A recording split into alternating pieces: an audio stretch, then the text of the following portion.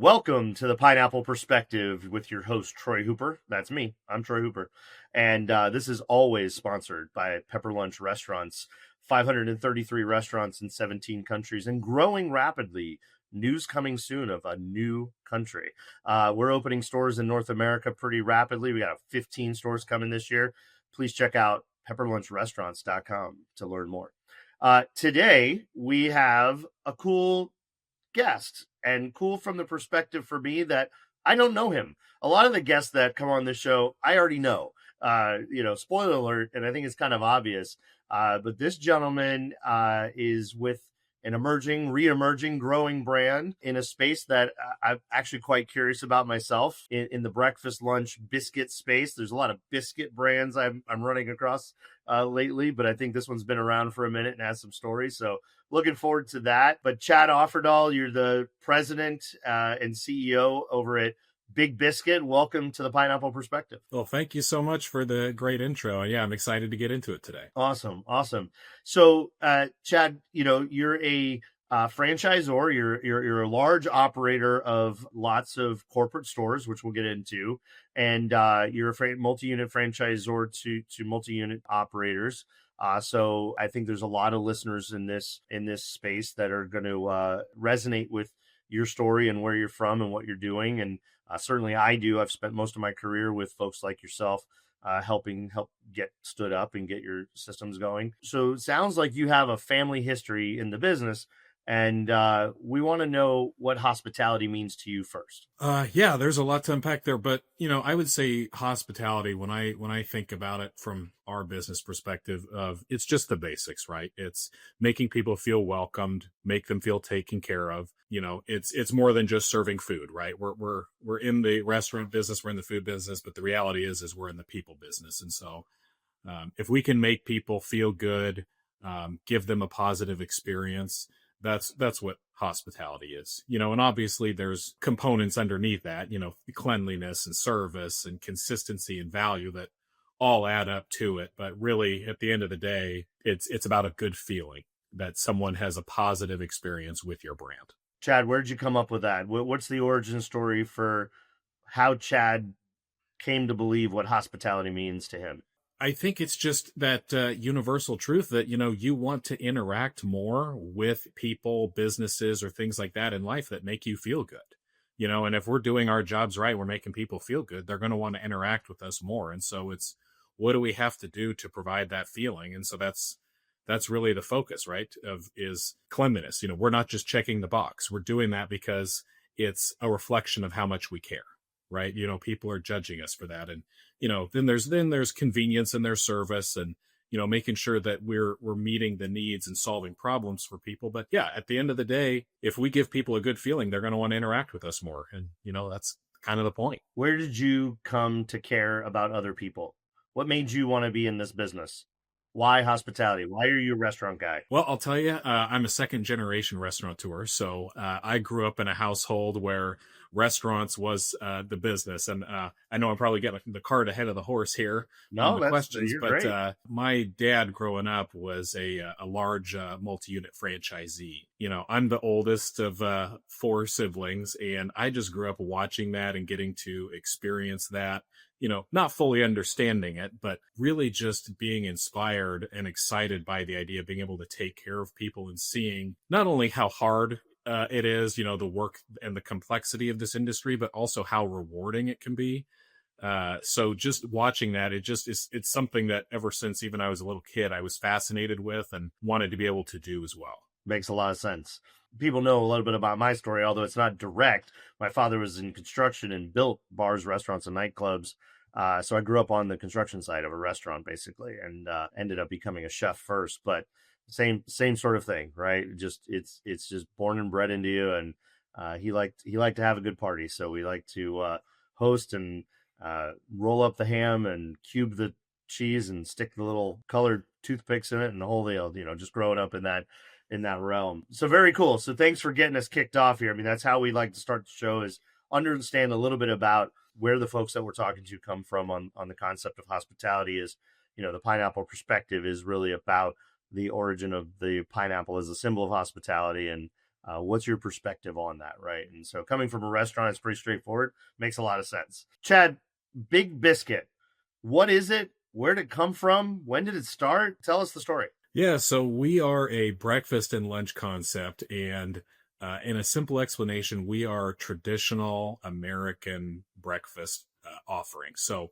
the history is we started in 2000 in Kansas City, and actually our founder Dan. He founded that back in 2000 in Independence, Missouri, had great success with it.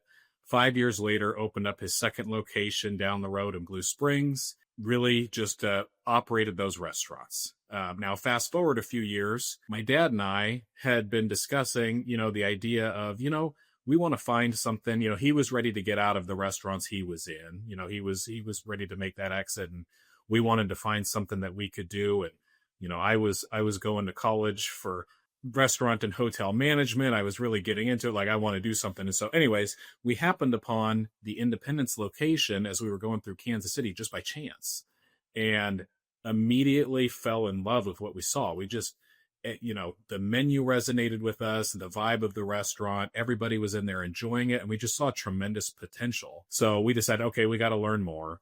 So we reached out to Dan just to learn about, what makes this thing tick and where he's at. And so we came to find out he had no interest in doing anything more with the brand. He had his 2 restaurants, and that was going to be just all it was. And so we, at the end of the day, we said, you know what, I think we can do something with this. We really see some potential. We know we can add value.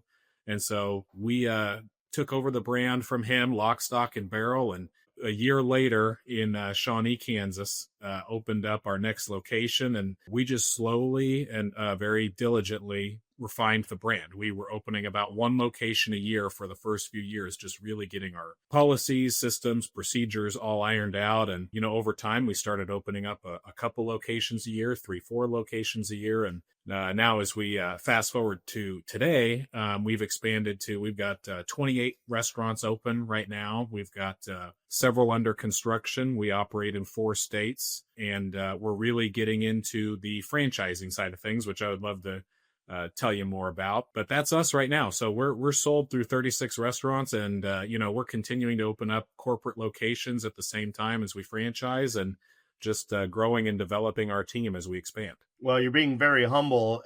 My notes say that you guys took this over in 2010, and you're like, oh, we opened a store a year for a few years, and then a few stores. You got 28 more. You got 26 more stores open in 15 years. On a corporate growth model for a family business, that's pretty impressive, right? I know it takes time to sort of ramp up and get some momentum going, but you definitely have figured out how to build these things if you're building 3, 4, 5 a year and starting to grow more of those. So congratulations on that. Obviously, successful concept. Tell us a little bit about the footprint. It's a casual, right? Sit down, full service, casual concept. Tell us about square footage, freestanding, or inline. What's the makeup of the business? Yeah, so we're definitely a casual breakfast and lunch.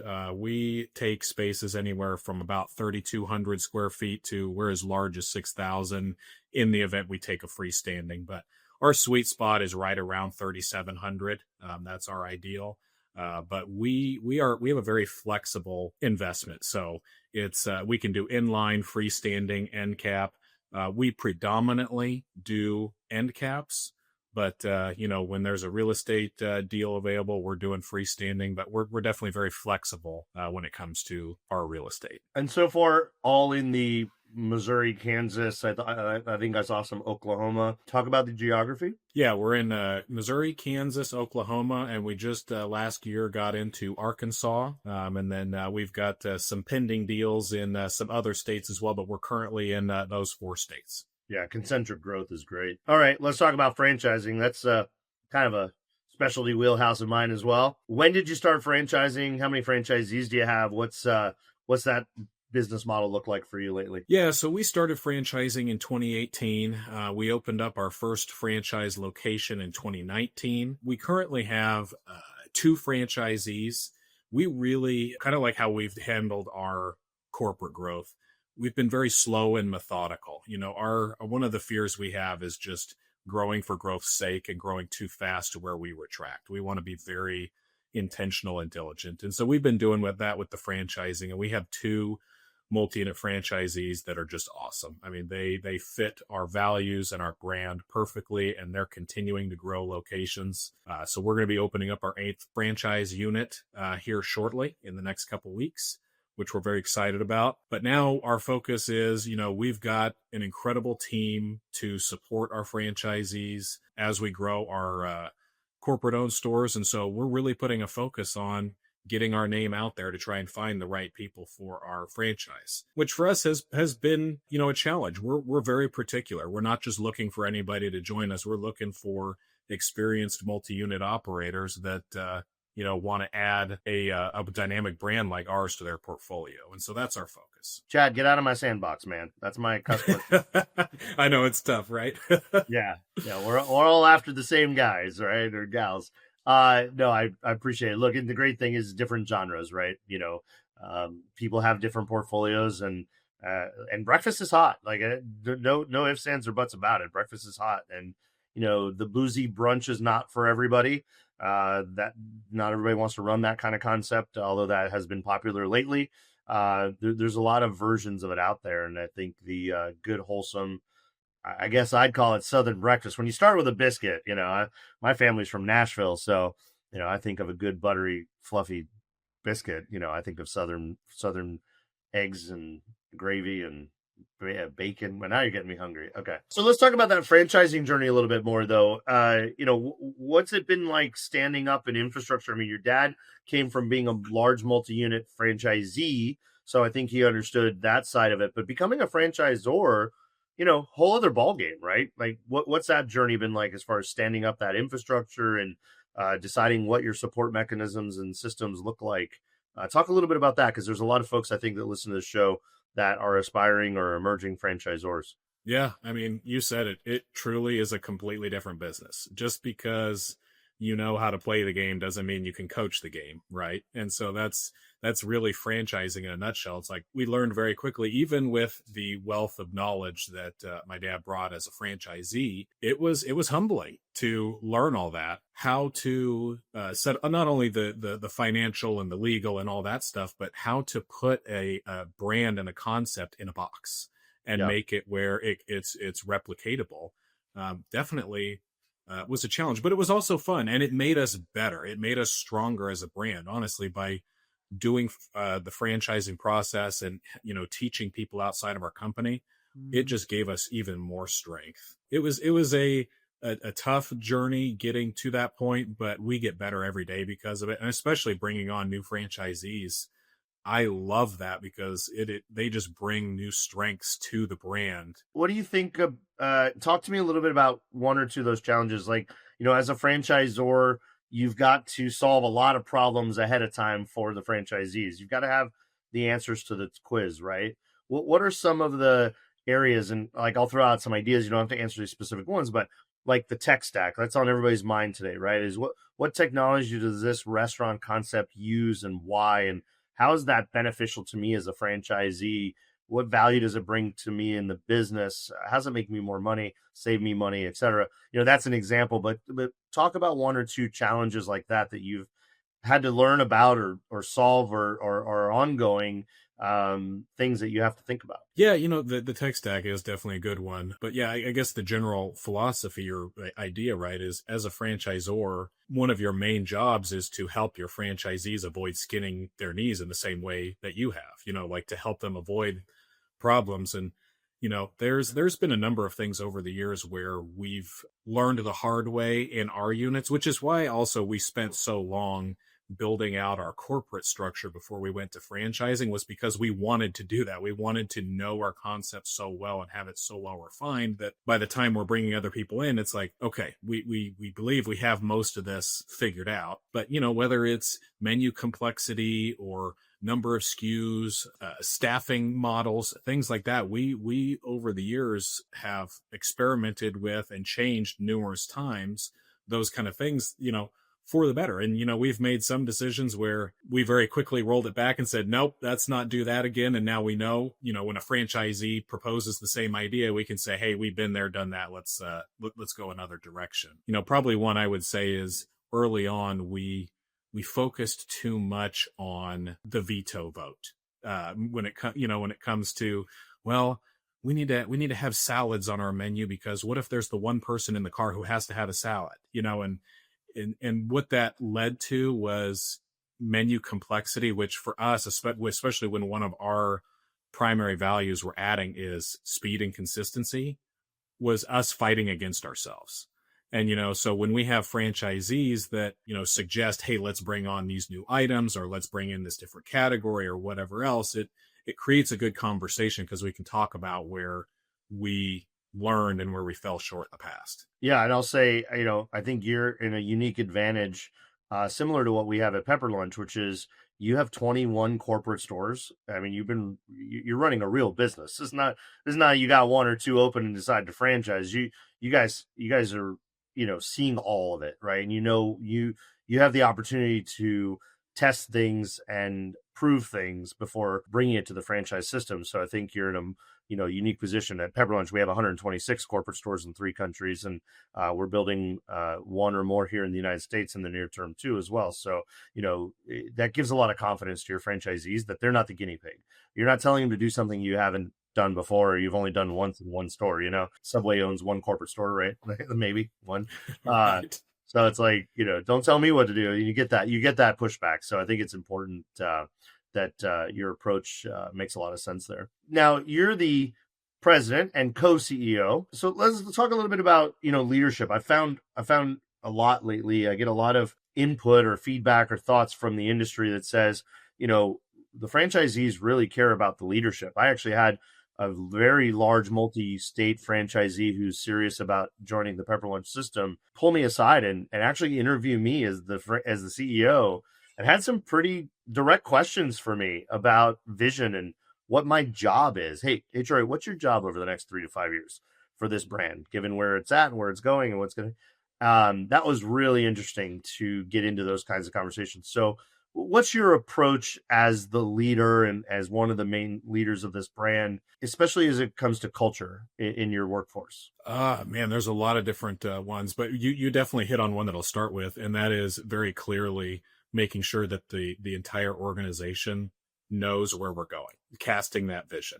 As a matter of fact, for Big Biscuit, we just did one, or I just did one a month ago, earlier this month, with the team of casting our vision for the next 3 years.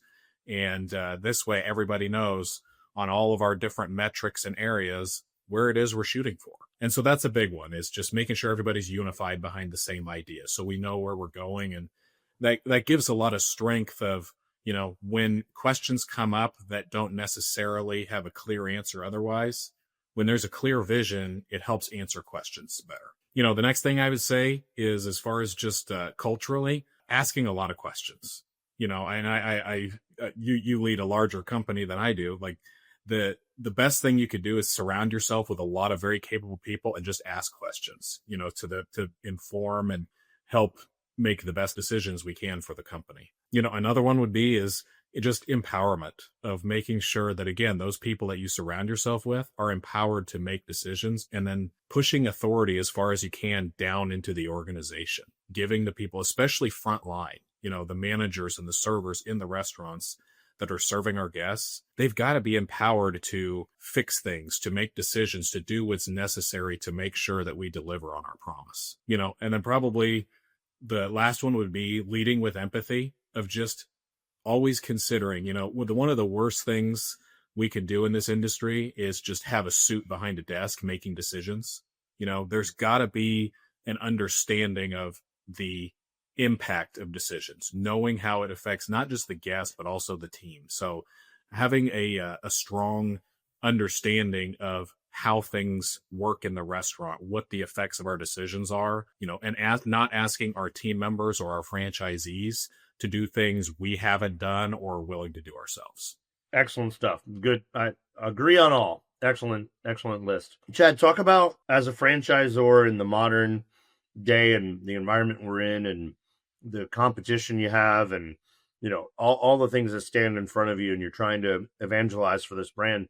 What are some challenges that you've faced and or overcome recently, just in your business, right? Whether it's finding franchisees, back to the tech stack, it's just top of my mind as we install a whole new tech stack at Pepper Lunch right now across our system. But yeah, what are some of the things as the franchisor? Obviously you have both hats. You have 21 stores that you own and operate, and then you have this franchise business that's growing and new stores being open. What are some of the challenges, and how are you overcoming those? I would say there's two primary challenges right now as I think about our business. One is definitely finding the right franchisee, which, like we were just talking about, that's always a focus, is, the right people to join our brand. We're fortunate. We have a lot of interest in our brand. We get a lot of inquiries and, many qualified inquiries, but, really finding that person that you want to be in the trenches with, it's easy when everything's going well, but you want somebody who's in business with you that during the hard times you can really buckle down with, and you want to be in business with them. And then probably the secondary thing right now when it comes to real estate and also is just build out costs. I mean, we know that is a tremendous squeeze right now, is everything is getting more and more expensive. So finding meaningful ways to get our restaurants built out without having that cost inflated. We need to make sure that our ROIs stay strong. I mean, that's a huge draw for our particular brand is, our numbers. And so looking for creative ways to get our initial investment down. That's the two primary ones, and I guess I will add on there. You mentioned technology a lot. That I'll add that one on there too, is simplification of technology. There's so many things in our business that are tech based. It's easy to get carried away, and all of a sudden you have a tech stack with a dozen different platforms. 19, Chad. Exactly. And so it's like they all add value, right? But it's like, at what point is it a diminishing return from the simplicity for the team? And so that's definitely a balance that's tough, especially, everybody's, like AI coming on and everything, which has tremendous value in different areas, but finding a way to simplify that tech stack is definitely a push as well. Yeah, very true. I hear that from a lot of people in our position in the industry, right? It's always that push pull, and it's got to make sense, and the team's got to be able to handle the implementation and the usage, and it's got to have the value that you think it has, for sure. Very good. Let's talk about the Big Biscuit opportunity. I mean, this is sounding like a pretty cool brand. It's got some great leadership. You guys have been doing this for a number of years. You've got all the backing you need in the corporate store growth. Tell us the 411 on Big Biscuit as a franchise opportunity. We're proud of our offering. The thing I'll start with that definitely puts us in a position that we're proud of is because we have such a strong corporate footprint, we don't have the pressure that other companies may have where we need to grow rapidly to make sure that the money's coming in, right? With our corporate footprint, we pay royalty from every one of our corporate stores. We behave just like we expect our franchisees to behave.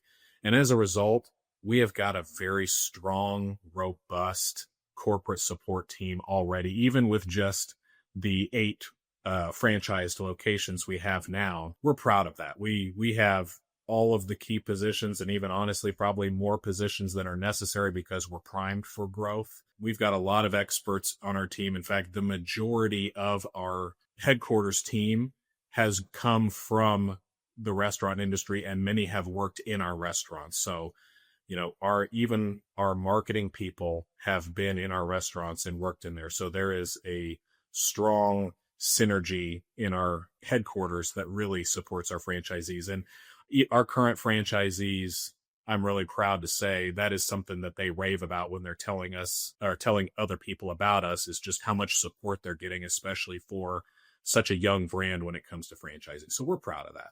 Obviously as a young franchising brand, we're reemerging. We're putting a focus now on franchising in a much bigger way. We have abundant options. We are only operating in Missouri, Kansas, Oklahoma, and Arkansas now. So we have a ton of opportunity, and our concept has the legs to reach into a lot of markets that we're very excited about, which is why we're getting the inquiries we're getting now. And then there's all the financial components. We're very proud of our EBITDA and our cost of goods. And, there's a lifestyle component to our brand as well. Being in breakfast, it's definitely very favorable, not having evenings and late nights and, single shift staffing. It's something that we are proud to be franchising and, looking for the right people to join us. Getting me convinced over here. Yeah. I forget about that, done at 2 or 3 in the afternoon thing, that's a pretty attractive opportunity. So talk us about where you're looking to grow, because you're going to be at the multi-unit franchise conference here in March, which is a national stage, right? Over 700 multi-unit franchisees will be there, in addition to all the vendors and all the service people and things. So that means you're kind of casting a pretty wide net, pretty loud megaphone. Where are you guys looking to grow? What's the strategy there? It's worked out with our franchisees where we've been regional. We're in a tight ring right in the center of the U.S. right now. But really, our focus, we are not eliminating anything in the lower 48. We're looking just to, the most important thing to us is finding the right relationship, and then the ADA and the real estate, that's just a business decision, and we can work that out. So we're looking for the right person with the right team and the right experience, and then the market will identify itself. And because we have so much opportunity, we're not trying to slot people in. We can go essentially anywhere. Makes sense. What have I not asked you about your business, the industry? What's on your mind? Let's do a rapid fire. What's burning in the brain of Chad? Oh, that's a tough one. I guess when it comes to us, I guess how we handle our business, right? Just making sure that we're an adaptable company. We are a young franchising company and we're an emerging company. But something about us, in fact, we have a trademark that I love. It's "Don't mess with breakfast." Wow, I love that. Yeah. We're thrilled to have it, because really that describes who we are. Is we keep things simple. When it comes to the different meals of the day, breakfast, lunch, dinner, breakfast definitely is the meal of ritual and routine. When you know what you want, when you want to go get it. And, so we have that, but also, there's adaptability, right? Consumer habits change, and, trends and things like that. We are very diligent in making sure that, we are adapting appropriately to different changes, but we stay true to who we are.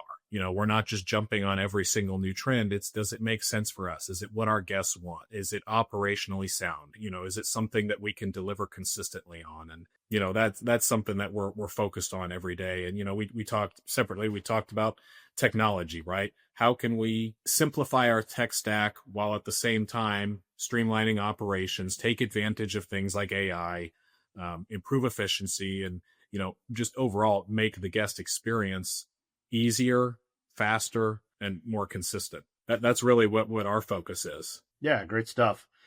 Chad, how can people find you, find the Big Biscuit, learn more about the brand, and whether they're in the center of the country or not? For franchising information, bigbiscuitfranchise.com. If you want to just learn more about our brand, it's bigbiscuit.com. And then I'm on LinkedIn.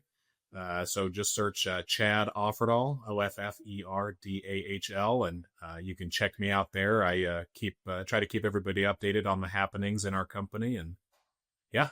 Great stuff.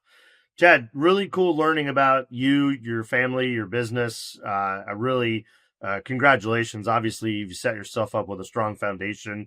I'm looking forward to meeting you in Vegas at the Multi-Unit Franchise Conference. Hopefully have you out to Pepper Lunch and give you some exposure to something that's not in the middle of America yet, but hopefully will be coming in the franchise business as well. But love to host you and get to know you and keep track of what all's going on over at the Big Biscuit. Thanks for coming on. Yeah, you can count on it. Thanks, Troy. Yeah, great to have you.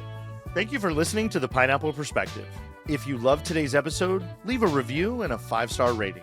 I look forward to welcoming you back next time.